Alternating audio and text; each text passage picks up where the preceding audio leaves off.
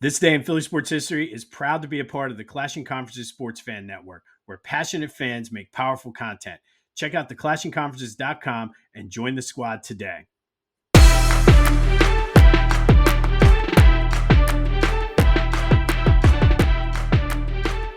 What's up, everyone? Welcome to This Day in Philly sports history for June 26, 2025. I'm your host, Jim Montgomery. Welcome to a Thursday edition of the podcast, a big Thursday show today. So let's get right into the top story, and it was VJ Edgecombe at number 3. Love this pick. I've been talking about him for a few weeks now. I think he was the perfect fit, one of the more athletic players in the draft. I think of all of the guys they could have taken there at 3, he was the guy to go with. It wasn't Ace Bailey. Now, look, Ace Bailey might be a great NBA player, but I think for the Sixers, with where they are right now, Edgecombe's the way to go. On his way to developing to be a good 3-and-D player, great defender. I think his athleticism and ability to drive to the basket is going to help Jarrett McCain out. I can see him driving, kicking out to shoot. I really like this. I feel like this is a low-risk, high-reward sort of pick for the Sixers. It's just a matter of where his ceiling is going to be. And the Sixers were in a very unique situation yesterday where they're playing it out for next year, figuring out what they can do with Joe and the core they have, Joe and PG. But at the same time, they're building toward the future. So if you have a young core of Jarrett McCain, Tyrese Maxey, and VJ Edgecombe, I like that. You throw in Quentin Grimes. Maybe they exercise the player option on Lonnie Walker. I'd like to see a lot.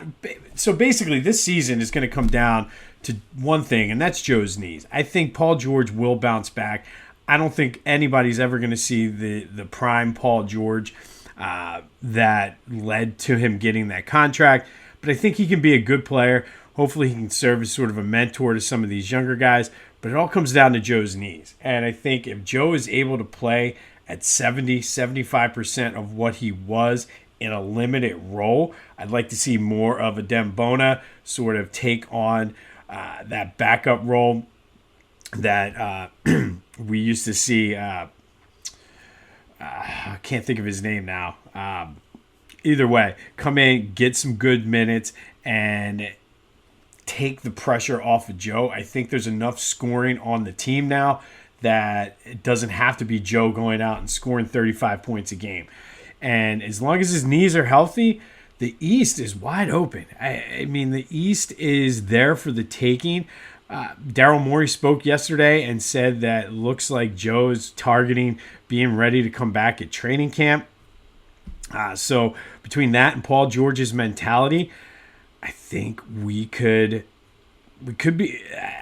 Listen, I know, but they could be a surprise dark horse team in the East. I mean, it's there for the taking. The Knicks are a hot mess. The Pacers are injured. The Bucks are injured. The Celtics are injured. So it could be a wide open, very fun season this year. And another last thing on VJ Edgecombe. I like the fact that he said it, his mom said it, and his brother said it. They were very emotional during the interview after he was drafted, but they talked about coming from nothing. And I think that obviously it could always go south once you start getting everything, but it seems like this dude is well grounded.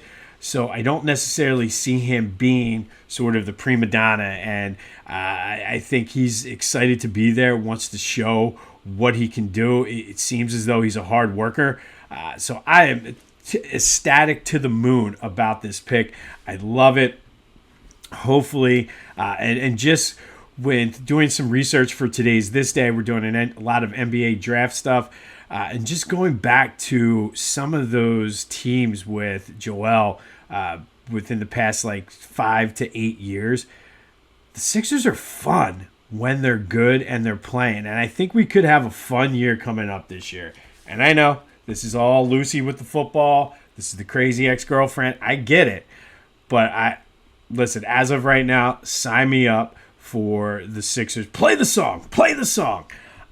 Second round is tonight. Sixers have the 35th pick. Still a lot of things they could do with that.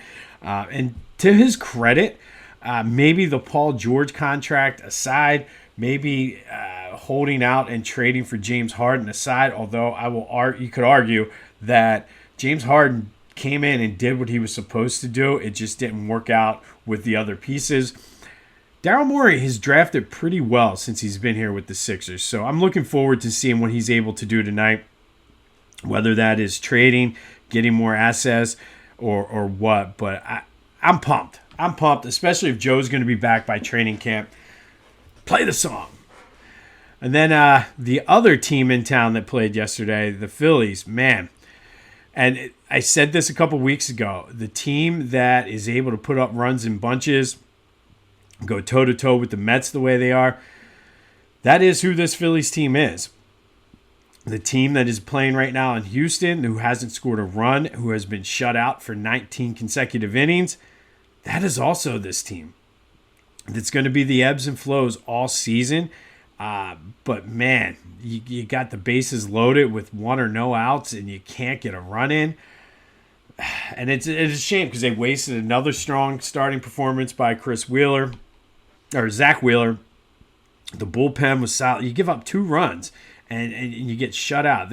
Phillies have only given up 3 runs in the first 2 games of this series and have only managed like 12 hits in 2 games or something around there. So we'll see. Hopefully they can salvage a game this afternoon. Christopher Sanchez on the mound. There's still a half game up on the Mets. So with a big series coming up this weekend against the Braves. And again, it's always been this way with this team, dating back to 2022. When the bats go cold, they all go cold together. And I don't know if there's a single player you can trade for that's going to change that. Maybe Bryce coming back, possibly he took batting practice yesterday, this weekend, will help. But Dombrowski did talk to Jason Stark. He talked about a lot of things. He said he's looking possibly for lineup help from the young guys. And yesterday, Justin Crawford tore it up. So maybe bring Crawford up. Maybe Otto Kemp can continue to get some playing time, but it doesn't look like he's going to go after an outfielder. Mentioned using the starters as relievers. So we'll see. He says you got to get through make the postseason, but maybe come August into September, they might start getting those guys that they're going to move. He wouldn't mention any names, but moving those guys who are going to be going to the bullpen, starting to get them work in. He mentioned Alvarado being a key piece, and I was listening to, at the gym yesterday, the afternoon show on WIP, and they had Larry Anderson on, and he mentioned that even though he's not going to be able to play in the postseason, having Alvarado there as another guy to use in the bullpen is going to help the other guys out, because he mentioned 93 between him, David West, and Mitch Williams. They were worn out, and when they traded for Roger Mason, it certainly helped them out. So even to give those guys some rest, I was kind of against Alvarado, but hearing it from Larry Anderson, who was in a similar position, his perspective, okay, Alvarado, use him in a 6th inning or a 7th inning to give some of those guys some rest. But we'll see. Doesn't look like he's going to go after bats. Maybe that means he's going to go after all the bats. I don't know. But he seems content on trying to add a back-end bullpen piece, but at the same time using the guys that he has in the starting rotation in the bullpen. So we'll see how that plays out. But hopefully they can just salvage a game today. And even if they can't salvage a game, could we score a run possibly? Just a thought. All right, let's get some housekeeping. And before I get into the typical housekeeping, yesterday I mentioned, talking Sixers, mentioned about Porzingis possibly getting traded. That trade did in fact happen while either overnight and I missed it, or while we were recording. He's going to the Hawks, and bang, bang, George Niang. It was a 3-team trade, but George Niang is going to the Celtics. I always liked George Niang, but be sure to follow me on social media, Jimbo_Mott on Twitter and TikTok. on Instagram at Philly Jimbo. Subscribe to the YouTube channel, Jimbo_Mont, and continue to spread the word as we grow this thing. If you want to see highlights, clips, photos, pictures, go to my social media, including my Facebook and LinkedIn for information on that. Tomorrow's show will be recorded on location. I'm praying that the sound is better than what it has been. I'll be down in Virginia to golf for the weekend, and hopefully, just hopefully,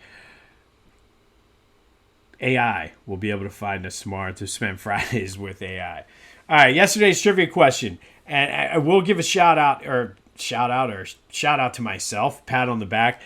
The trivia question yesterday, we talked about Aaron Nola striking out 10 Mets in a row back in 2021, tying a major league record. My question was, what other two pitchers in the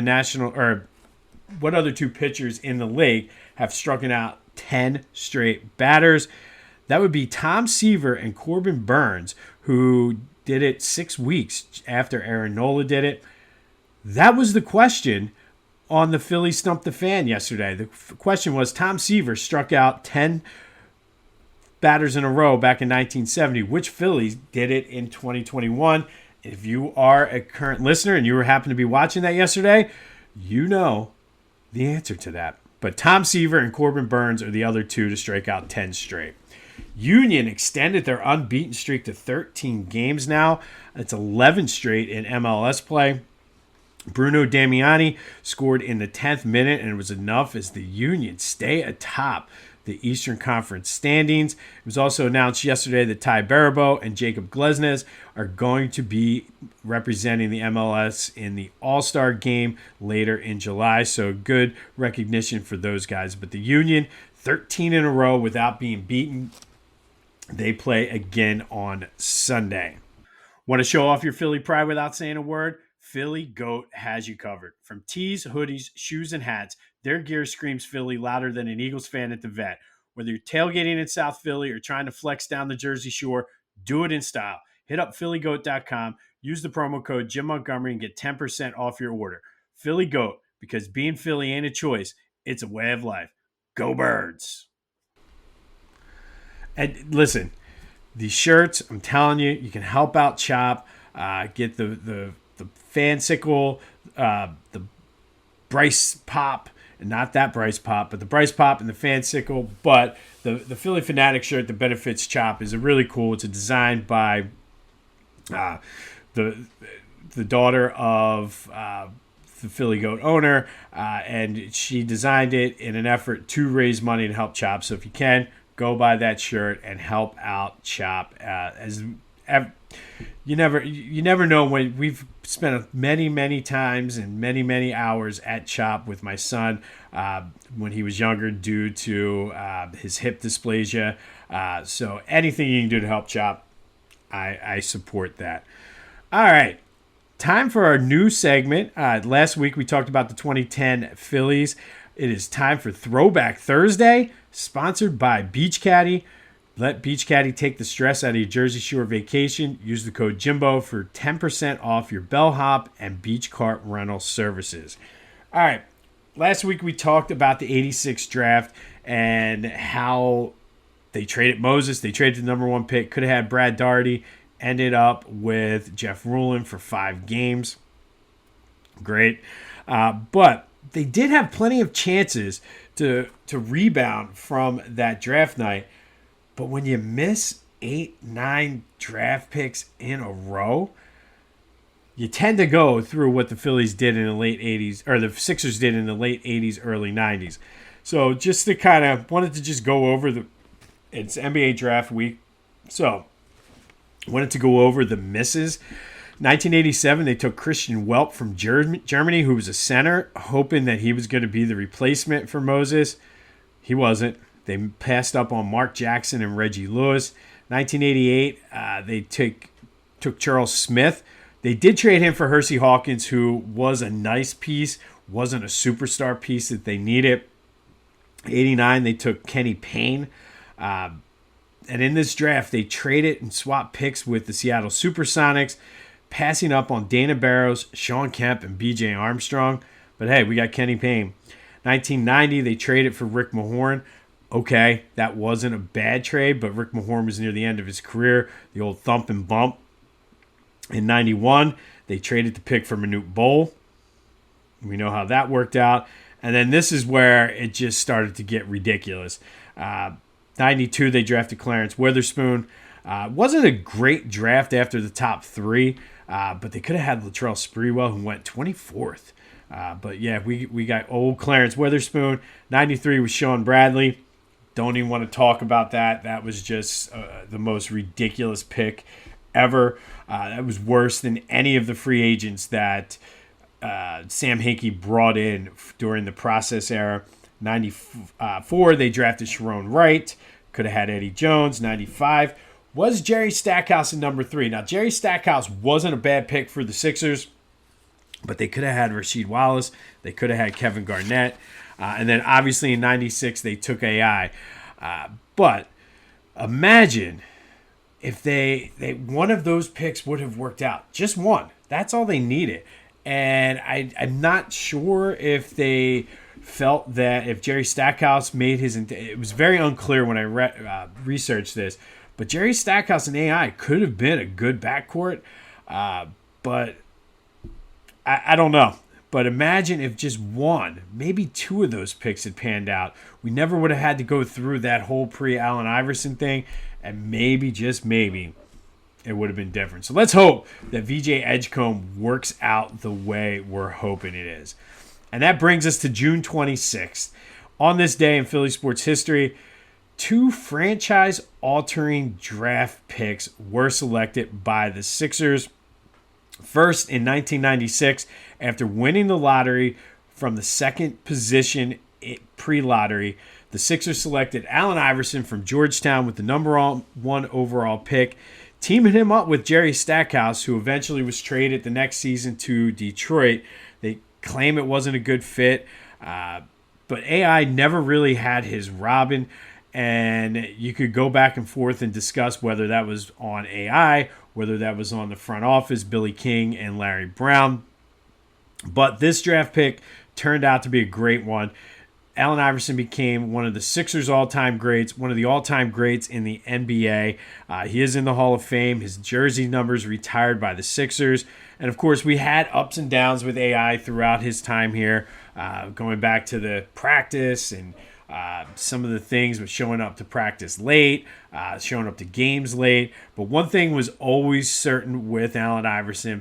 You knew he was going to give 150% when the game was on the line. And I think that's the one thing that, to me, is Allen Iverson's lasting legacy is just his heart and warrior mentality, where he was going out there, he was giving his all, and you were in for a show. And we kind of forget sometimes that we had it good with Allen Iverson. Yes, we never got to the promised land. The high point was that 2001 run, which was a magical run. Other than maybe the 08 World Series and the 2 Super Bowl wins for the Eagles, I've never seen the city come together like that behind a sports team. Possibly the 93 Phillies, but I was younger then. But AI, 7-time All-NBA, 11-time All-Star, 4-time scoring champ, MVP, Rookie of the Year, all 75th anniversary team, one of the all-time greats, drafted number 1 on this day back in 1996. And then fast forward 18 years to 2014, and the Sixers actually had the second pick pre-lottery, dropped down to the 3rd pick. And this was prime process years where I remember this well. We were going winless for Wiggins, trying to get Andrew Wiggins during this draft. He was the prized possession. He went number 1 to Cleveland. Jabari Parker went number 2 to Milwaukee, leaving the Sixers with a difficult decision. They took Joel Embiid, who had the back issues, sat out 2 full seasons before he even played. And once he played, man, these teams were fun. If you think back, these teams pre them getting second round after second round after second round, they were fun. Joe went on to become a 7-time All-Star, also won an MVP, 2-time scoring champ, 3-time All-Defensive Team, 5-time All-NBA. And obviously with Joe, the legacy is the injuries. Some of them early in his career were him just being raw and not necessarily knowing the nuances of the game. Some of them were freak injuries, like getting elbowed. Like, who fractures their orbital bone twice? Who gets Bell's palsy? Like, some of these were just absolutely bizarre injuries.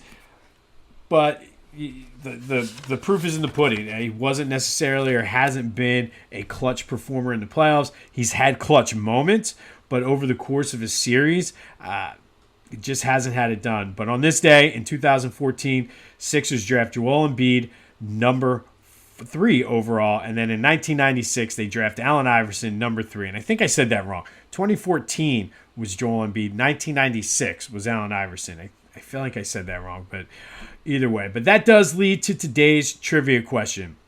The Sixers have had the number 3 pick 4 times. Last night, they drafted VJ Edgecombe. Who did the Sixers take the other 3 times they had the number 3 pick? If you're paying attention earlier in the show, you know one of them. But who else have the Sixers taken number 3 overall to go along with VJ Edgecombe? Hit me up on the Discord channel. That link is live in the description, the very first one. Come over, have some good Philly sports talk. Hit me up on the Back to the Future voice and text line, 267-495-8531, or any of my social media. But what other 3 players have the Sixers selected number 3 overall? And then finally today, our greatest individual season in Philly sports history. Yesterday, we had a close one, and I figured this one would be close. And with 51% of the vote, Roy Halladay from 2010 beats Jimmy Rollins from 2007. Hard to argue with that. I knew it was a 4-5 matchup. It was going to be close. Thank you to everyone who voted in that poll. Today we go to the Flyer region, and we have the number 2 seed, Bernie Parent from 1973-74, taking on the number 7 seed, Eric Lindros from 95-96. First, it was Bernie. He was an all-star, all-NHL, won the Vezina Trophy, 47 wins that year, led the league, played in like 70 games or something crazy like that, almost never took a day off, had 93.2% save percentage, 1.89 goals against, led the league with in both, had 12 shutouts, led all goalies, like I said, in games played, which just was insane, leading the Flyers to their first ever Stanley Cup and winning his first of 2 straight Conn Smythe trophies. Meanwhile, Eric Lindros in 1995-96, he was an all-star, scored 115 points, 47 goals, 68 assists, 15 power play goals, 4 game winners. Flyers were the number 1 seed before getting bounced by the Panthers in the conference semifinals. During that playoff run, Eric Lindros had 6 goals and 6 assists. Not necessarily his best performance, but he would come back the following year to lead them to the Stanley Cup. Now it's your turn. Whose season was better? Bernie Parent in 1973-74, Eric Lindros in 1995-96. Get your vote in. Same way, Discord, Back to the Future voice and text line, any social media. Let me know whose season was better. I'm going to give a shout out to our proud partner, Lotwin. Get your 3D custom hype chain from Lotwin. Go check them out, lotwin.com, and then use the promo code TCCPOD to take 10% off of your order. All right, on this day in 2014, Sixers select Joel Embiid, number 3 overall. And then in 1996, they took Allen Iverson, number 1 overall. We will have more on the Sixers' second-round draft. The Phillies, as they look to salvage a game and maybe even score a run against the Astros down in Houston. Tomorrow, we spend Fridays with AI. Remember, I'll be on location again. And don't forget, tomorrow, it's NHL draft day, so we'll start looking ahead and see what the prospective picks and where the Flyers can go. I expect Danny Briere to be wheeling and dealing. This has been This Day in Philly Sports History for June 26, 2025. My name is Jim Montgomery. Go have yourselves a Thursday, and until next time, I'll see you when I see you.